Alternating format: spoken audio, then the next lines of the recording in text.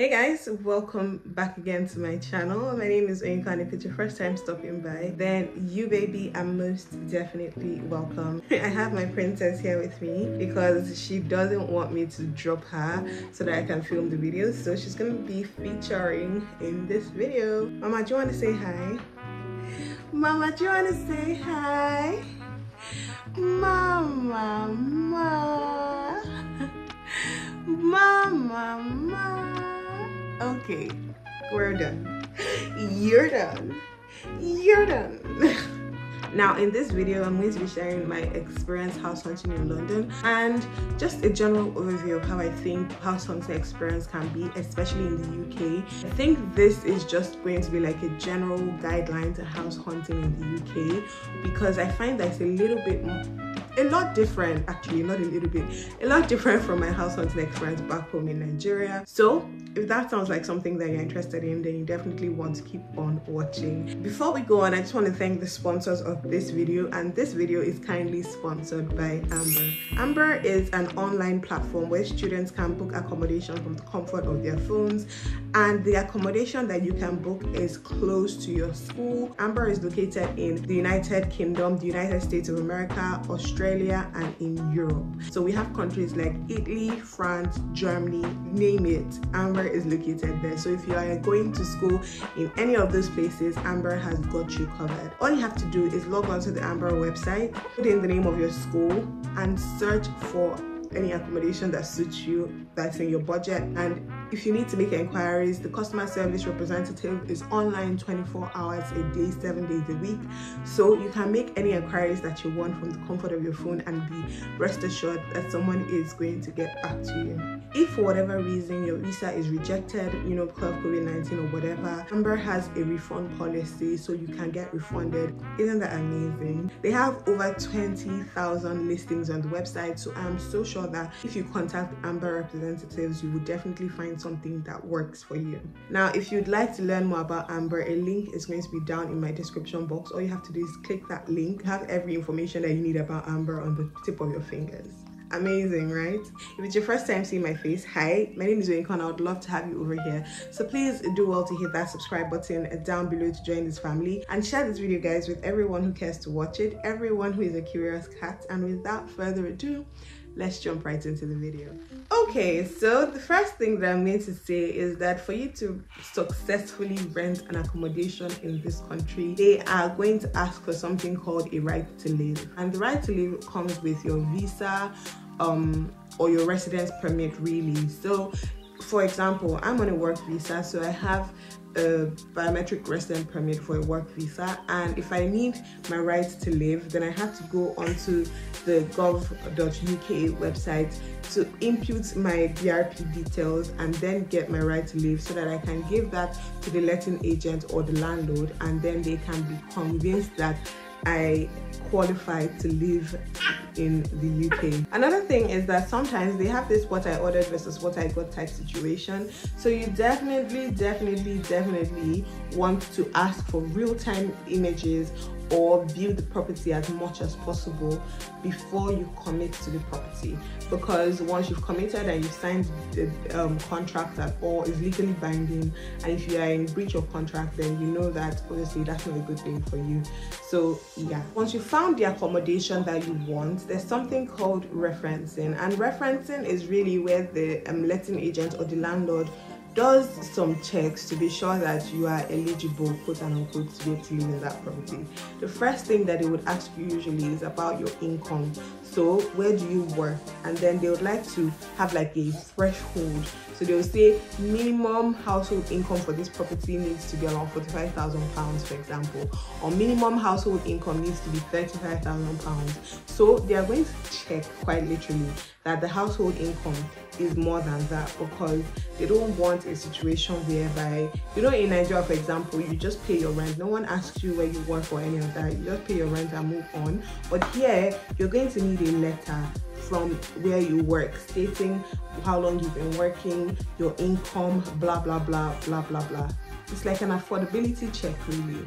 Then after that, there's also referencing with your previous landlord. So your previous landlord is also going to say whether you're a good tenant, if you pay your rent regularly, if you've destroyed anything in the property, if you are going to be like a liability to them, really. So that's the function of the checks they do. They want to be sure that you're not going to be a problem. Do you understand what I mean? So for me now, because I was going on maternity leave, when I was looking for this house that we currently stay in, when it was time for the referencing, I was getting some really stupid questions. So some of them were asking me, oh, so how much do you earn? Obviously that's like a routine question. How much do you earn? I told them how much I earn. I told them, oh, but I'm going on maternity leave by so time. Then they're asking me, okay, so how much will you be earning when you're on maternity? I said, I explained the situation to them. Then they're asking me, okay, so how much do you have in savings? I'm like, bruh, why are you asking all these invasive questions? I felt like they were asking me so many questions. It felt like they were stripping me naked. Like, why are you asking me how much I have in savings? I've already told you I have enough money to pay for the rent for the rest of the year. So what do you mean? Because I know that obviously I'm going to be on maternity leave for a while. I already saved up some money to be able to pay for the rent for the rest of the year. So what do you mean, how much do you have in savings? I already told them that if they need me to pay 6 months rent up front, I'm going to do that. Just because I didn't want any stupid questions like this, but I was still getting those kind of questions. So that's something that you definitely need to consider, especially if you're coming to rent. If you don't have like if you're not working yet, for example, or you are out of jobs or in between, you are going to need a referee. Now your referee needs to have lived in the UK for at least a year.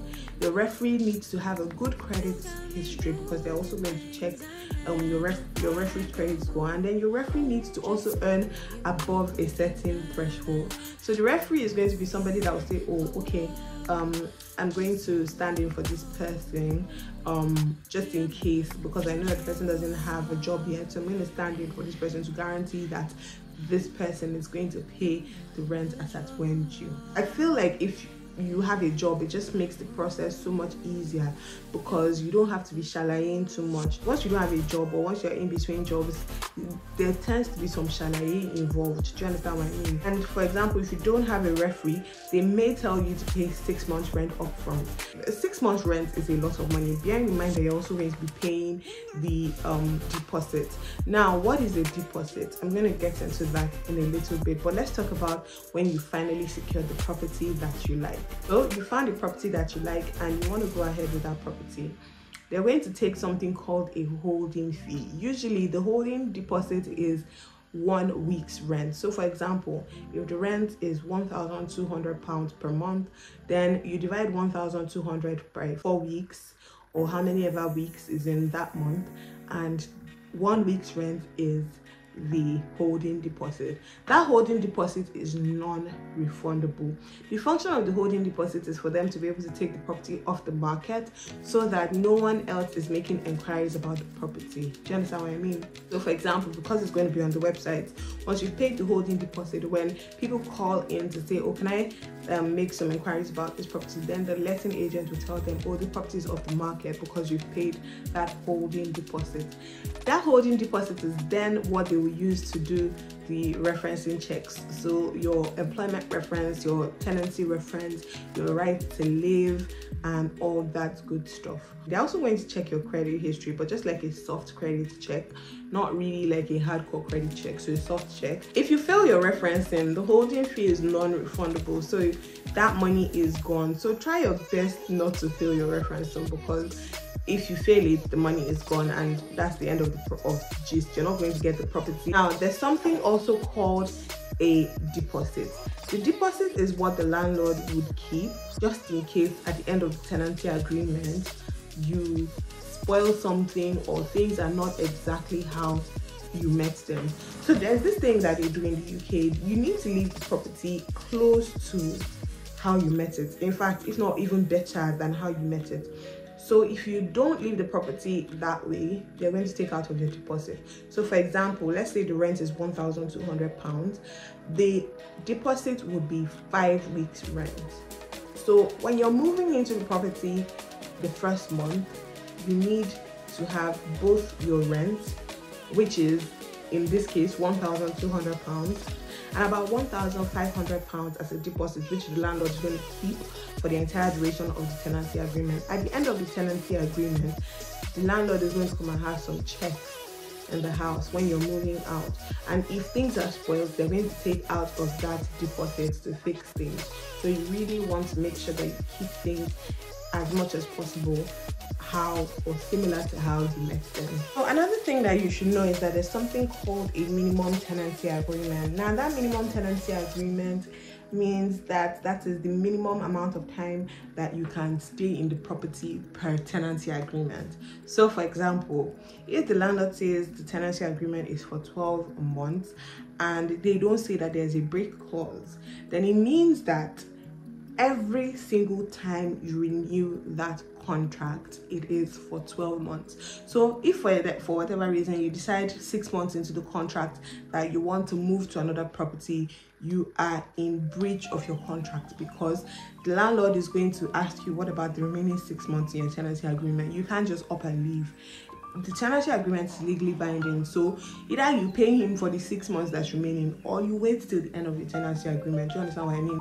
So if you feel like you need something more flexible, you need to ask for a break clause. So you say something like, oh, the minimum tenancy agreement is 12 months, but there's a 6 months break clause, meaning that after 6 months you can then review and decide, do you still want to stay here or do you want to go? So even though the tenancy agreement is for 12 months, then after every 6 months, there's an opportunity for you to break the tenancy agreement. I don't know if that makes sense to you guys, but yeah. So I just thought that I should really explain all these things, because I mean, I found a lot of them weird when I was looking for my property, or when we're looking for this current property that we're living in. I found a bunch of these things weird, especially because coming from Nigeria, these things didn't exist. You know what I mean? So yeah, that's the purpose of this video. Thank you guys so much for watching. I really do hope you enjoyed the video. Please don't forget to give it a massive thumbs up if you ended up enjoying it, and hit that subscribe button down below to join this family. I would definitely love to have you over here. Thank you guys so much for watching, and I will catch you guys in the next one. Bye.